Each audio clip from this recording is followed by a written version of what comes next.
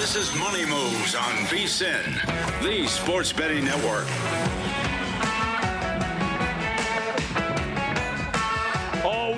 We got it. Second hour.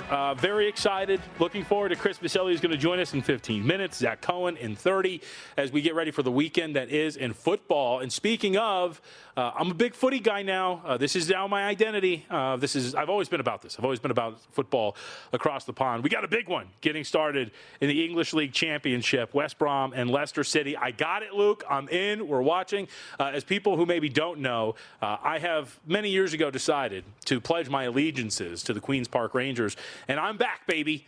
So we're competing here in the, yes, it's we now, in the English League Championship. But we do have a big one coming up, and we'll keep an eye on that as we have some teams going at it, and some good ones at that in the English League Championship. But that is all the theme to tell you that coming up with Chris Vasile, we'll get to the EPL scores and schedule fixtures, I believe they call them, coming up this weekend, and some bets to get into, including my previously, we'll call it claimed team, squad, group, in Chelsea. I don't know what the mascot is or what you say after that, but we'll talk to Chris Vasile about that coming up in a little bit. More importantly, though, we do have football, American football, tonight in college. So let's take a look at what we're going to have between a couple of college programs, and actually Big 12 at the top of the list, ACC as well, with some really interesting games on paper. If we could, please, I'm in control. Let's go to the ACC. Florida State taking on Virginia. I cannot wait to watch this later tonight because Florida State's a team that I think a lot of us still have some questions about. Have played a bunch of no-names since the win over Alabama, but the numbers have been immaculate, spectacular.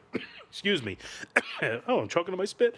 And then UVA comes in with a 3-1 record. They've covered 3 of the 4 games that they have played up to this point.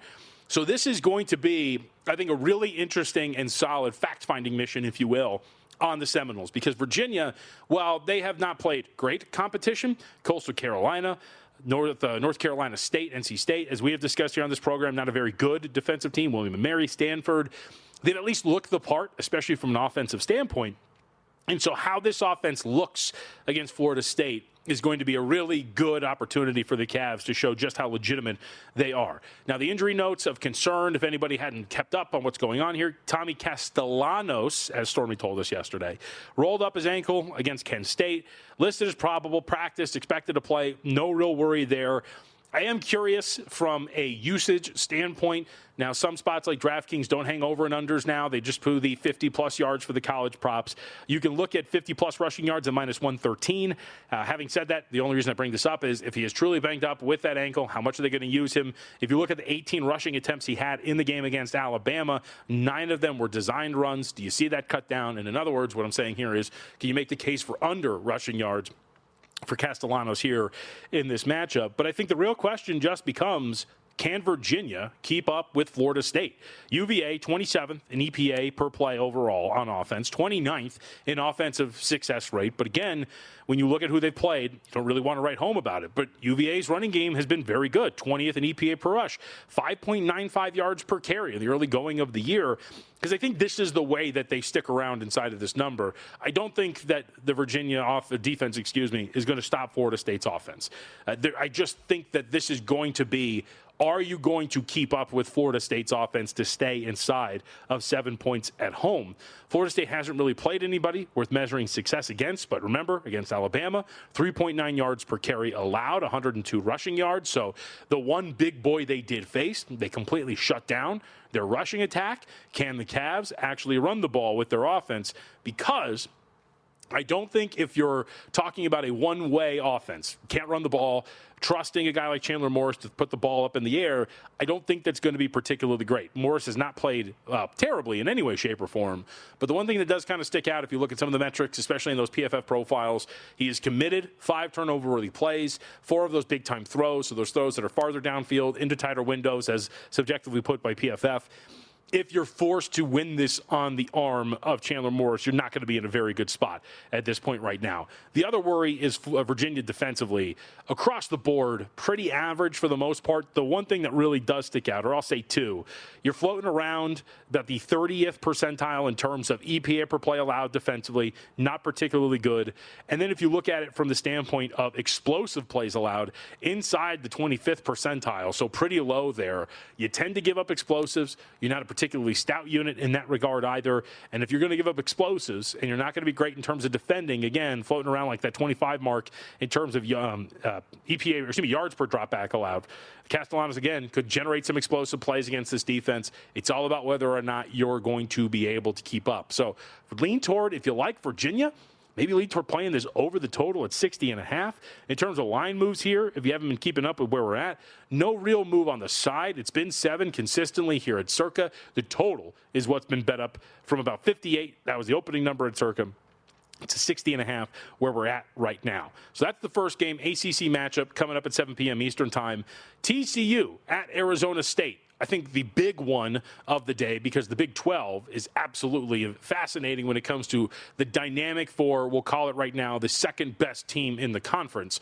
I think, and it's not in Sharpie, but in pencil at this point, Texas Tech is your best team in the Big 12. But TCU, 3-0 straight up. They've covered 2 of those 3 games. 2 of the 3 have gone over the total. Meanwhile, you get ASU, as we know, the big loss that Stormy was a part of a couple of weeks ago when they go out to Mississippi State and lose that game outright. They are 2-2 against the spread, so a little bit more overvalued by the betting market, if you will, at this point of the year. Some injury notes here to make clear. First off, leading rusher for the Horned Frogs, Kavarian Barnes, is not going to play here against Arizona State. However, Zach Chapman, one of their key edge rushers, he will play today. It's a really big addition for this team. 7 pressures, tied for second despite missing a game. So he's been one of their better edge rushing players, TCU that is. So Chapman being back, very big for TCU. On the flip side, starting linebacker for Arizona State, I'm going to butcher your name, Cyrus Viasu is not going to play. 5 rotational players in total, guys that will get snaps for Arizona State, aren't going to be available for them. Safety Xavier Alford, slot receiver Jalen Moss, defensive back Montana Warren, defensive end Albert Smith. So there is some key rotational pieces that are dinged up and not available for Arizona State here today. So this comes down to, I think if you dive into the numbers for TCU, there is a really, really interesting thing that pops up that I'm going to be really watching tonight closely. If you look at the Horned Frogs, their early down success rate in terms of EPA per play has not been good. In fact, if you look at expected points added on early downs, so first and second downs, TCU is 104th in the country. So they haven't been particularly great when you're talking about those early downs. That translates, by the way, to their average third down distance. TCU, on terms of average third down distance, 7.68 yards. That's 107th in the country for this offense. So early downs haven't been great. You're facing a lot of really long third downs, and yet their success rate on third downs is third best in the country at 66%. Something you would assume has to give there for TCU. The fact that you're operating an offense that at this point, in terms of expected points added per pass attempt, is 17th in the country, and your offense overall is 17th in the country. But you're starting off these drives, these first and second down so poorly.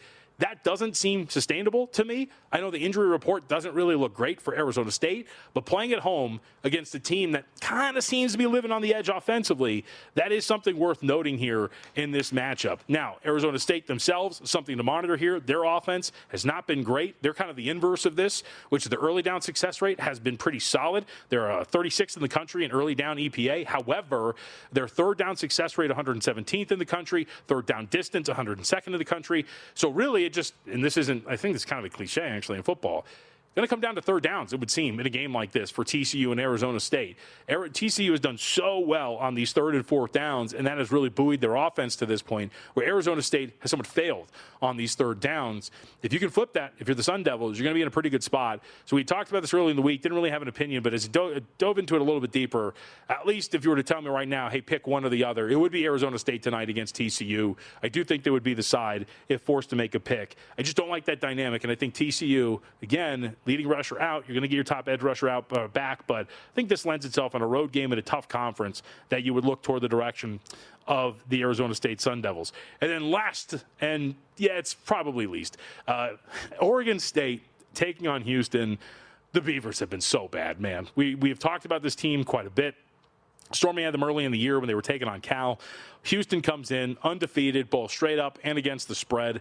Oregon State has not covered a game yet. If you look at the closing number, I know we talked about this earlier in the week, depending on where you were looking, they did, but 0-4 straight up, 0-3-1 against the spread by some measure for Oregon. You see the ATS record there, the closing number 0-4.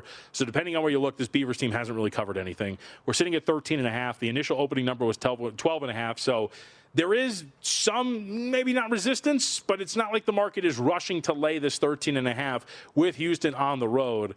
But it's hard to look at this Oregon State team and think that you're going to be in a confident spot. The 122nd ranked team in the country by EPA per pass. The rushing game has been fine, but just in totality, this offense, one of the worst if you're looking at it from that standpoint. And their defense has not been anywhere near they expected to be. And in fact, the biggest mismatch on paper is going to be this offense on the ground, Oregon State, versus this defense of Houston. This is a 27th ranked run defense by EPA standards in the country versus Oregon State, which is the 127th ranked offense on the ground. This has been abysmal for this Oregon State team. Malik Murphy constantly having to talk about how he's not using his skill set properly, whatever it is. Third down success rate has been fine for this Oregon State team, pretty middle of the pack. But if you look at early downs, you look at third down distance, this Houston defense I think is going to be in a pretty good spot to get this done here tonight. But 13.5 is pretty big. You get off to a slow start, you'll probably be able to find something shorter on Houston against Oregon State today. But don't listen to me.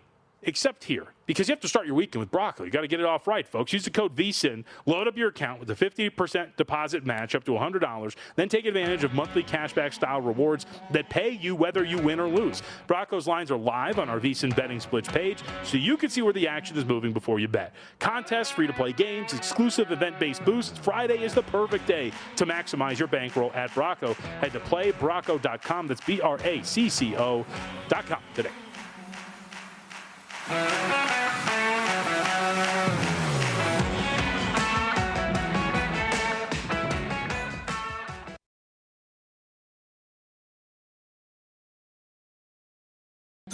You're watching Money Moves here on VSiN, the Sports Betting Network.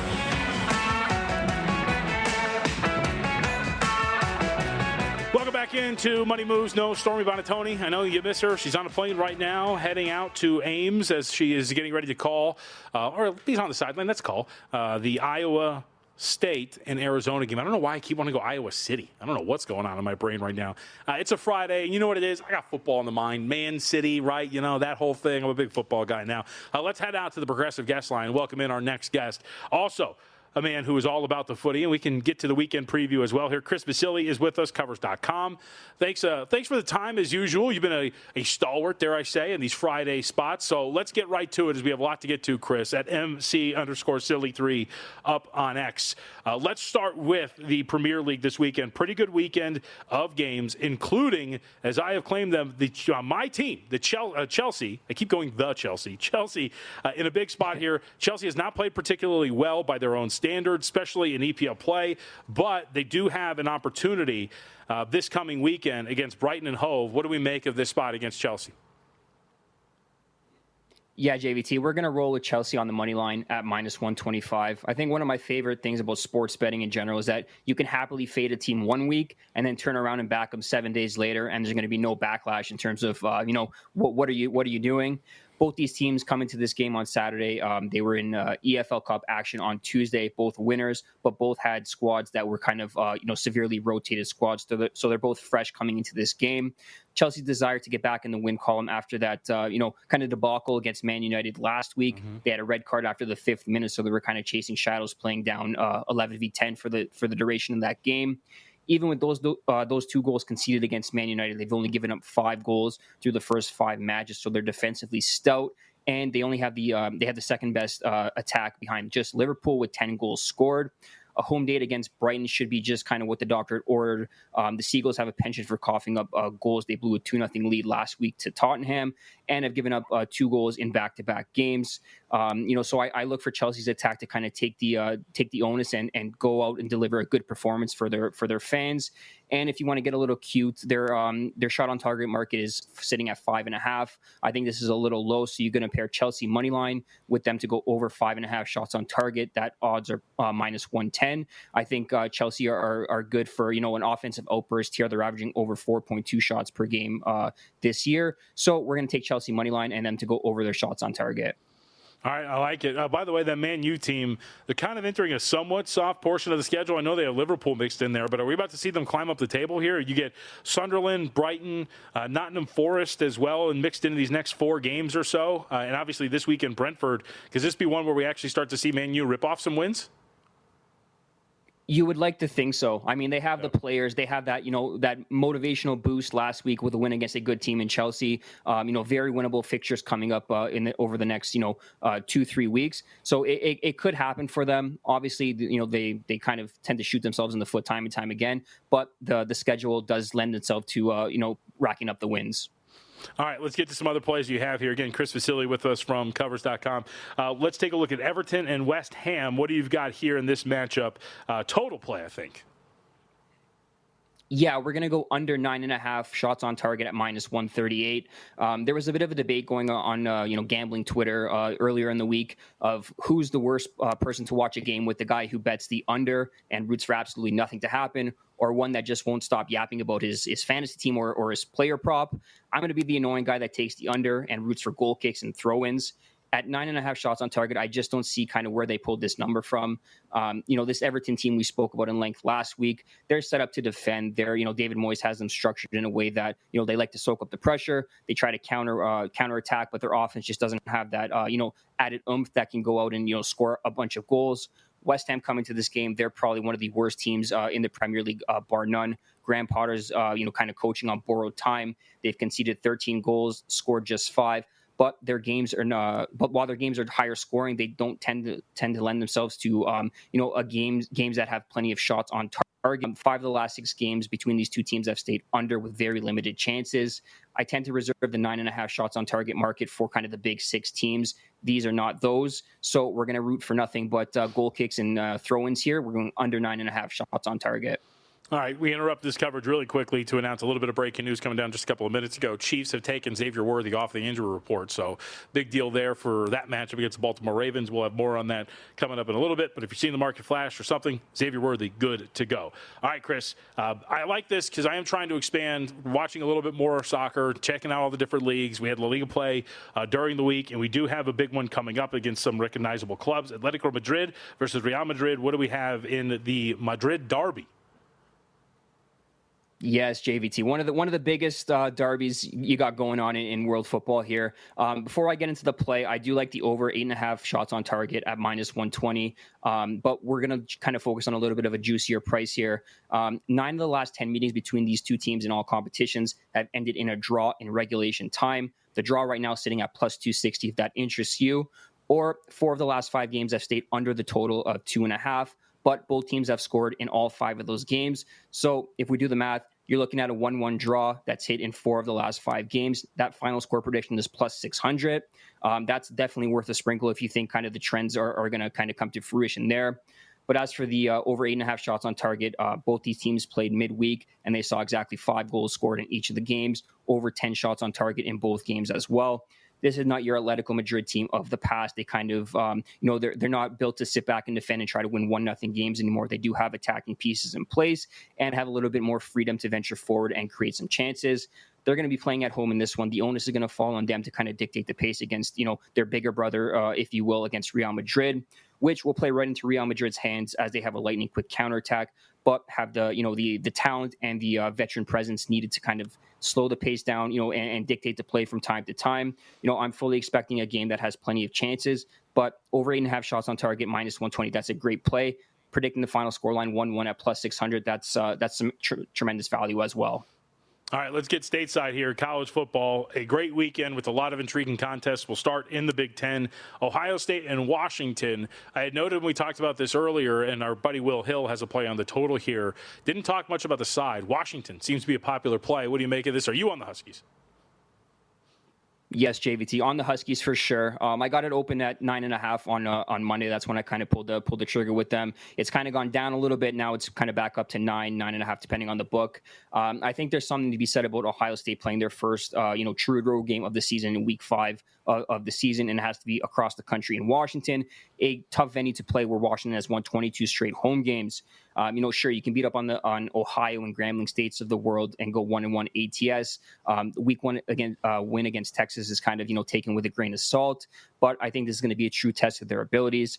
If you look at Washington, this team is no slouch. This team is a top 10 team in total yards and rushing yards. They're second in points per game at 55.7. Obviously, you're going to say who have they played? But putting up those numbers is no small feat. They're tops in third downs at converting at a crazy 75% clip. Pretty unheard of considering we're just kind of 3 games into the season.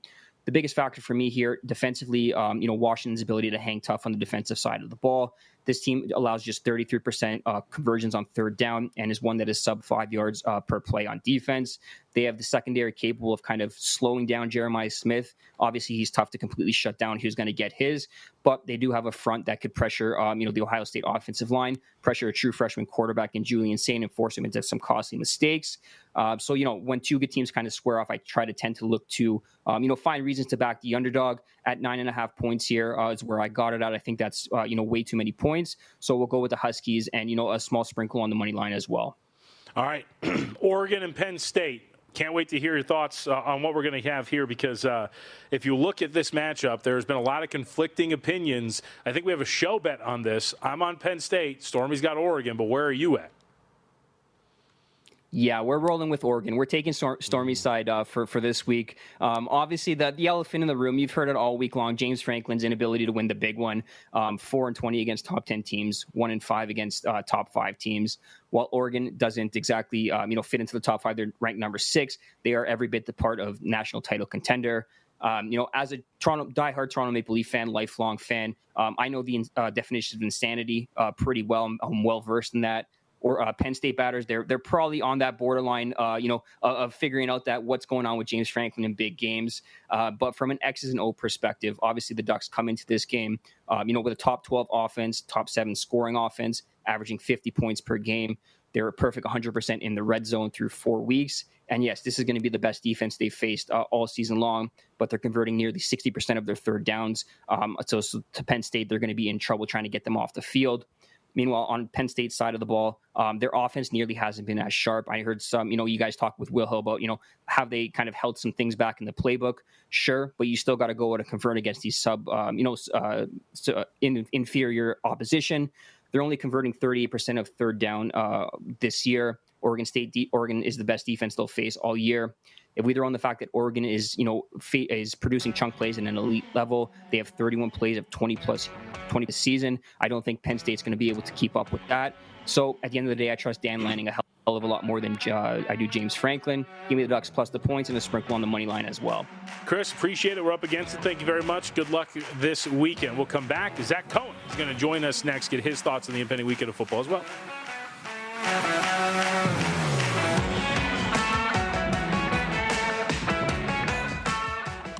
You're watching Money Moves here on VSiN, the sports betting network. Folks, you know all about it by now. TheSharpPlays.com. They don't just follow the market, they help move it. You're not going to outsmart billion-dollar books or full-time sharps on your own. You can, though, with the Sharp Plays. Powered by advanced AI, Sharp Plays delivers the edge serious bettors use every single day. It's not some weekend hobby. Since 2011, Sharp Plays deliver documented results, public logs, and transparent receipts. How do you find out? Go to SharpPlays.com. Trusted by pros, watched by the books. Visit SharpPlays.com and stay ahead of the line. Back here on Money Moves, no Stormy Buonantony. Now, here's the thing. Because Stormy's not here and Brian Ortega cannot turn my microphone off, I could, in theory, welcome in Zach Cohen on the Progressive Guest Line, which I will do now. One of our wonderful writers up at the site who's currently working on the NBA betting guide. And we can now spend the next 9 minutes and 55 seconds, if I so choose, to go over the Memphis Grizzlies report that just came out about all the injuries that they are dealing with, or the fact that Kyle Lowry looks kind of fat, or just everything we're getting out of NBA Media Days, the fact that Paul George will not be ready for the start of the season and the training camp is around the corner. But I won't do any of that. Zach, How we feeling? You got a lot of plays going on in football. I wanted to dive right into the National Football League because you have a lot of plays, and I want to get your thoughts on Eagles and Bucks. We were talking about this earlier. We have our weekly market power ratings on Fridays, and I thought the more interesting dynamic was the dynamic between Philly and Tampa Bay because the market looks like has downgraded Tampa given everything that we've talked about with these injuries, and I didn't expect that Tampa was going to be that far down the market power ratings, but what do you make of what we're seeing with Philly, Tampa? What's your angle here? Yeah, I mean, I was fortunate to get a 3 with Philadelphia earlier in the week, but I just think that this is an interesting situation where the Eagles kind of got bullied into playing the way that they maybe should be playing the rest of the season last week, where they went down big against the Rams, started to throw the football down the field, and we saw a lot of success with Jalen Hurts and A.J. Brown and then also Devontae Smith in that game. I think we saw, the first couple of weeks of the season, it was a very run-heavy game plan. We weren't really looking to Hurts to make throws down the field, but they ended up having to do it last week, and I'd be very surprised if they just completely go away from it, because that's one of the advantages that they have over teams every single week, where, not every team has multiple corners that can cover all of those stud wide receivers. And this Tampa Bay team, which I am normally very high on, is just a little too banged up to back in this matchup. The offensive line is completely depleted. Now you're talking about Mike Evans dealing with a hamstring injury. Baker Mayfield was one of my preseason picks to win MVP at 40-1. I think he's very much in that conversation right now, and I maybe wouldn't have Tampa. I wouldn't have Philly in this game if Tampa was fully healthy, but they're not fully healthy. So this is a spot where I think the Eagles should win somewhat comfortably. All right, let's fast forward to Monday night because I think you and I are going to go head-to-head here. What's the logic behind Miami and New York? Now, it's an ugly game regardless. Can't believe we are subjected to this in a primetime spot. But Dolphins laying that number with New York. What do you like here? I'm going to be on the Dolphins. I'm going to write this game up on Sunday at VSiN.com, so I don't have it all up yet. But I just think this is a really short number for Miami playing with some extra days of rest. I thought they looked much better in that Thursday night football game against Buffalo. And it's just a matchup where I think the Dolphins are at the very worst on level playing field with the Jets. But playing at home and playing with the 2 days extra rest and going against the Jets with Fields coming off that concussion, I think that they should win this game by a field goal or more. All right, let's stay in the division then, because the Buffalo Bills, the new highest-rated team by the betting market, is taking on the lowest power-rated team by the betting market, the New Orleans Saints. We on the show are going to use the Saints as part of our Circa Millions entry, plus 15.5. You don't have anything in that regard, though, but you are looking at some player props. So walk us through what you think the game script will be here and what that means for Spencer Rattler. Yeah, so I have Rattler over 200.5 passing yards, and I also took him to throw for 2+ passing touchdowns at plus 275. I just think that we all kind of want to say that Rattler is terrible, and the Saints have their QB of the future on the bench. I'm just not sure that that's true. I mean, Rattler has played some decent football to start this season. I wrote it at VSiN.com. He was at 75+ in PFF passer grade in the first 2 weeks of the year. I think he probably would have been a little bit closer to that if his team didn't dig him into just an enormous hole early in that game against the Seahawks last week. I just think he's been very accurate throwing the football. He's been avoiding mistakes. I just think this is a matchup also where I'm not really sold on the Bills secondary. I mean, in week 1 against Baltimore, that's obviously an elite offense, but they could not stop anybody in that passing game. And, things have looked a little bit better against both the Jets and the Dolphins, but those are not great passing offenses. I think that Rattler in Kellen Moore's system is a little bit better than that. So I just think 200+ for, a quarterback is just an insanely low number. I took that relatively big. I did it last week with him as well. The only thing I'm a little bit nervous about is if they do bench him, but they have kind of thrown some confidence behind him. Kellen Moore said that he's been very happy with the way Rattler's been playing, and I don't really think that Tyler Shuck is a very good quarterback. So I just think that there's a chance that he ends up kind of being the favorable quarterback in that room. Yep, don't disagree with any of that whatsoever, especially when it comes to the dynamics of the two quarterbacks, at play. I think that there's a reason Rattler's there, and I think maybe the Saints might have some buyer's remorse on Shuck from the draft, but we'll see if that ultimately plays out. A very popular survivor play this week is most likely going to be the Texans. I don't know if they'll be second, might be third. The Green Bay Packers might be a very popular one as well. Either way, it is a fascinating game as the 0-3 Texans take on the Titans as 7-point favorites. I know you've got a player prop here. Do you have any feel of how the game might go on top of what you're looking at from a player prop standpoint? Well, I'm with you. I have the Texans in my Survivor League, which is much, much smaller than millions, but I do have Houston to win in mine. And I do think that they are a pretty good threat to cover the spread in this game. I just think it's kind of a perfect storm where your defense gets to go against a really bad offense, and I think that the offense is going to look much better against a really bad defense. I just think this is going to be kind of the perfect medicine for a Texans team that desperately needs a win. And as you said, I do have a player prop in this game. I have Nico Collins over 68.5 receiving yards. This is one where I kind of leaned on some of the data on our website. Our new wide receiver cornerback matchup tool said that Collins going against L'Jarius Sneed is one of the biggest advantages of the entire week. So I took that and ran with it. And I also saw Pro Football Focus has this as a great matchup for Collins as well. So I just think that we're going to see Collins in some very, very favorable situations in this game, and kind of got himself going a little bit last week with 100+ yards. And yeah, it's a pretty low number for a number one wide receiver. All right, last on the National Football League. Again, player props here with Zach Cohen. You can find the workup at VSiN.com. Also in the midst of writing the NBA. Are we going to officially have a guide, or are we setting it up like the NHL? We are going to have a guide. It will be a guide. We might still set it up as the NHL. I'm not really sure, but we are going to have a guide. Comes out October 7th. You are writing in that guide, so you will have plenty of places to do that. Okay, yep, so check that out. Our deadline, October 1st. I will get it done, I promise. All right, before we move off to college, I do want to get your thoughts on Trevor Lawrence taking on the San Francisco 49ers. They just lost Bosa to the knee injury here. Similar to Tampa Bay in that they seem to be kind of living on death's doorstep with this 3-0 record. But what do you make of what San Francisco has in store for Lawrence and the Jags? Yeah, I just took Lawrence to go under 224.5 passing yards. And if you look at what we've seen from the 49ers so far this season, they have not allowed anybody to go over that number so far. They have done a really good job against opposing quarterbacks. And I know that the Bosa injury kind of looms large in this game, but I think that San Francisco is going to be able to find other ways to generate pressure. And Lawrence has been very, very underwhelming to start this season. I was very high on the Jaguars. I thought the Liam Cohen stuff would work. Obviously, the record is decent right now, but I don't think that Lawrence has looked as we've kind of all expected him to look, and he's gone under this number in 2 of his 3 games. This is probably the best defense he's faced. I think he's going to go under that mark, though. Hopefully, San Francisco doesn't go up big, and we see Lawrence throwing a ton in the second half. All right, I want to make sure we get your thoughts on Alabama and Georgia. We had the pro-Georgia argument earlier today with Will Hill, so let's get the pro-Alabama side here, as I know you like the Tide catching that field goal. Yeah, I mean, I just think if you look at some of the advanced stats, EPA per play, early down stuff really favors Alabama. They've been very good offensively on first and second down. Georgia's kind of been the opposite of that on defense. They have not done a very good job of keeping teams, from being in third and short situations. And I thought that they kind of looked really bad against Tennessee, and we're just very fortunate to win that game. I mean, a missed 43-yard field goal. That's kind of kick that you really should make. I know college is different, but I just think that we're talking about a Georgia team that's not as good as it's been in recent seasons. I don't really like Gunnar Stockton, and I think that Ty Simpson has been great since that Florida State game. It really wasn't even terrible in the Florida State game. I've mentioned it a few times, whether it's in the recap articles I'm doing or in some of the game preview stuff.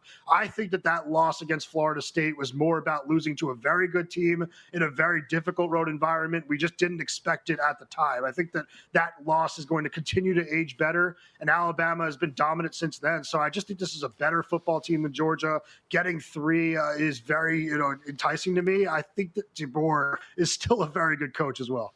All right, you see Zach Cohen's best bets. We'll recap those at the end of the program as well. We can go over mine. Last 45 seconds, give me something. I need a fix. NBA, you're writing the guide. Anything that comes up to you. What comes to mind? Oh, man, putting me on the spot. The one thing that I guess would stand out is I'm very, very high on the Orlando Magic this year, I think. I've kind of been looking for which team in the Eastern Conference could take advantage of all the injuries. I do think that there's a good chance the Cavs just win it anyway, but I think that the Magic are going to be very, very good this year. Everything you're hearing out of camp is that they have completely revamped the offense. It wasn't just bringing in Desmond Bane. It's Mosley now realizing that he has better players to work with and just kind of retooling things. So it's not just a boring, stale look. I think that Bane is going to help a lot. It's probably going to take 8 or 9 threes a game, but I just think there's going to be a lot more off-ball movement. Everything's going to look a lot better. They're going to definitely break that top 20 streak, or the bottom 10 streak offensive rating. Zach Cohen at Betting on X. Go to VSiN.com. Check it out now. Zach, we appreciate it. We'll come back. Best bets and more to wrap up the show.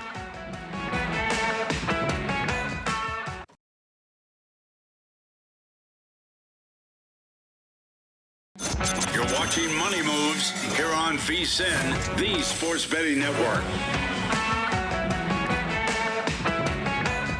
Congratulations to Gary Warner. That's our Average Joe contest winner this week. 4 contestants win a perfect 7-0. Remember, tiebreakers come down to your best bet of the week, followed by the best NFL record that week. Contest is free to enter, folks, so if you're listening to me, why not try it out? Every week, you can win cash prizes, plus quarterly prizes like a trip to Las Vegas with a Circuit Resort stay, and even a guest appearance on a VSiN show. Enter anytime this season at vsin.com/Joe. That is VSIN.com/Joe. All right, we have a lot of news to get to. Injury reports coming out, designations being made for certain players. So I wanted to clarify some news and notes as we have seen them come down over the last hour or so. So let's go through these really quickly. I think the news of the hour, which has come down in the last 60 minutes, Andy Reid told the media everybody but rookie defensive end Ashton Gillette participated in practice today. Reid said Gillette should be fine for Sunday's game, but that Xavier Worthy is expected to play, burying the lead there, Andy. So Xavier Worthy is going to be out there. He will return Sunday after missing essentially 3 full games for the Kansas City Chiefs. This is obviously huge. Worthy, a big piece of this offense. And for an offense that has looked stuck in neutral for the most part throughout this early portion of the year, and against a Baltimore Ravens defense, which many have their questions about. As I have noted, I think when you just play some of these heavyweights, this is how these games get. Nobody's freaking out about Buffalo's defense for some reason. Nobody's freaking out about the Lions' defense for whatever reason. And yet here we are having these questions about Baltimore. I think when you get into heavyweight fights, this is what football is nowadays, geared toward these offenses. And these elite teams, when they face one another, are going to be in some high-scoring games. But if the Ravens do have these issues, if they are true, if they are legitimate, you can't really love seeing Xavier Worthy coming down for the Kansas City Chiefs. Some other injury news and notes here. Chargers ended up ruling out Mekhi Becton along the offensive line. Will Dissly will not play either. So the Chargers, in effect, I know they haven't been playing without him, but remember, Rashawn Slater out before the year started. So down 2 offensive linemen there against one of, on paper, the best defensive lines in the National Football League on the road against the New York Giants. So that'll be something to watch from a matchup standpoint if Herbert's going to get pressured with some frequency. And also if whether or not NFL Defensive Rookie of the Year, Abdul Carter, we talked about this earlier in the week, the favorite to win this, I should say, if he's going to have maybe a big game against a beat-up offensive line. Speaking of the Giants, Malik Neighbors off the injury report, good to go, according to others. They did rule out Graham Gano, so remember, they signed Younghoe Koo to the practice squad earlier this week. It looks like Koo is going to make his Giants debut this Sunday. And then for Washington, the news of the day, Jaden Daniels and Terry McLaurin aren't going to play. Not all great news for the Falcons, though, as A.J. Terrell will miss another game, corner for the Atlanta Falcons. He is out against Washington with this hamstring injury that he's been dealing with. Should also note Chuba Hubbard, questionable for Sunday's game for the Patriots, and Xavier Legette has been ruled out as well for Carolina. So with that, let's get to best bets, which are brought to you by GBank, the official bank of VSiN. A lot to get to in terms of the bets, but first off, I want to remind you that GBank built with bettors in mind. Right now, you can earn a $50 cashback reward bonus. Once you're approved, your account open up with the GBank Visa Signature Card, while most credit cards treat sportsbook and gaming transactions as cash advances, even when it's your own money. GBank treats them as regular purchases. That means no cash advance fees, saving you up to 3 to 5% on every deposit. You get 1% cash back on all eligible sports books and gaming transactions, 2% cash back, everything else you buy. VSiN.com/GBank, how you apply. VSiN.com/GBank. All right, we'll start in college. Just 2 plays in college football for me. Going in with just the toes here because college has not been as great as you can see there. 10-12 so far on the year, down 3.1 units for the college football plays, 2 of them for this weekend. Air Force laying the 6 against Hawaii. Tough trip to the mainland for the Rainbow Warriors after a scrappy group took it on against Fresno State. They've been pretty solid. And then Stanford laying the 3 against Walker Egan and San Jose State. So those are the 2 college plays. Laying 3 with Stanford, laying 6 with Air Force. Again, 10-12 down 3.1. For the National Football League, a little bit of a longer list here at this point for the NFL this coming weekend. Seahawks get there last night against the Arizona Cardinals. So, couple of plays here. Vikings -2.5 in the neutral at Dublin against the Pittsburgh Steelers.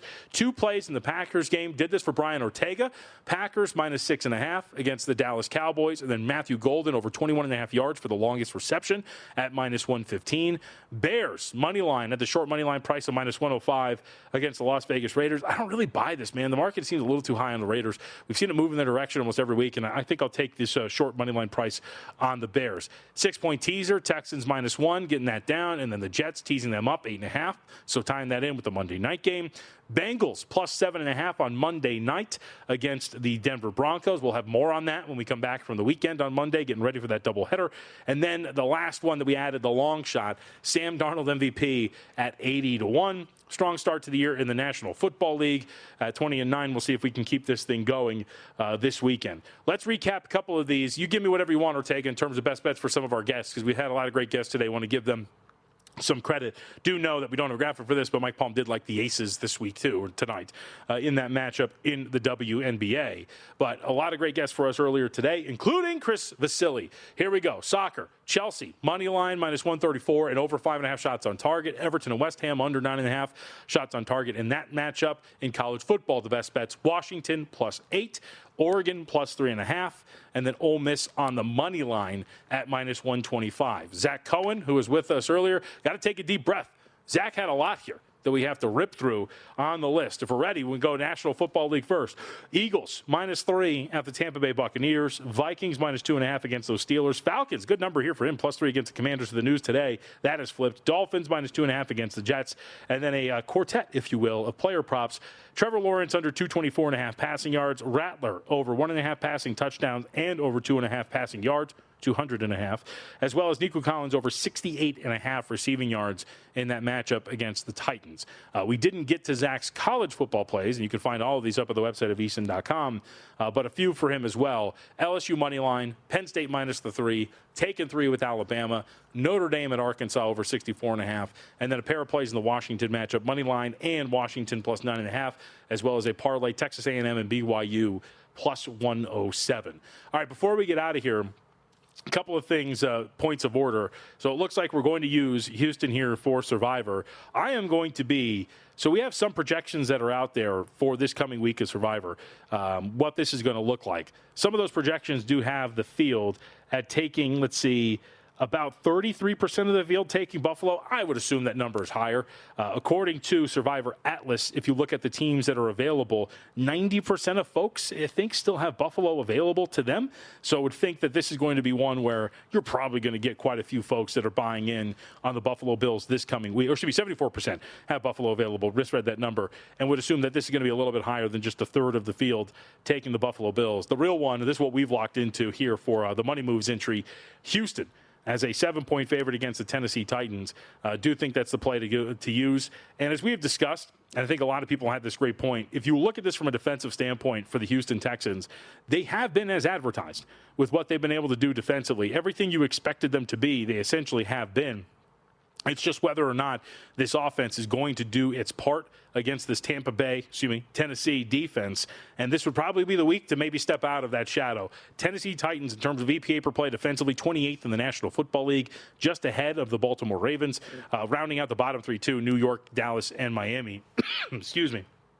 And what that means for this Titans team, starting in an 0-4 hole, which I thought they were going to be somewhat live to be a plucky group, doesn't really seem to be the case. And we'll see what this means for this Rookie of the Year market as well. It's actually a pretty big weekend for Offensive Rookie of the Year in the National Football League, because not only is Cam Ward maybe going to continue to fall into this hole, but if Jackson Dart can come out against the Green Bay Packers and perform, the Los Angeles Chargers, not the Green Bay Packers, and perform relatively well, that is going to be a big thing for the market to shift, because Dart, I think the market's willing to put him up there.